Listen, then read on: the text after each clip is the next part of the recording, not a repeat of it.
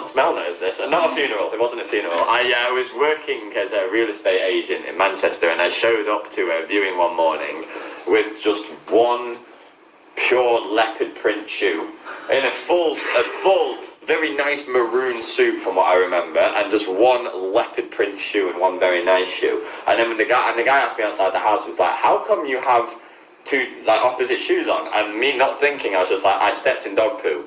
And then he just looked at me and was like, then what, like, why did you change one shoe? And I was like, I had a shoe in the car. And all this was lies. This was all lies. I was just emotionally tied in a knot that I just couldn't get out of. And he was just looked at me and he was like, so you stood in poo in your left foot and you happen to have a left foot boot in your boot of your car? And I was like, yeah. And he was like, do you have the right shoe on as well? And I was like, yeah. And he was like, why didn't you just change your shoes? And I just looked at him, and honestly, I was just like, shall we go and see the house now? And he just carried on like nothing had happened. That was fun. Amazing. That was fun. I think that'll probably do. Yeah.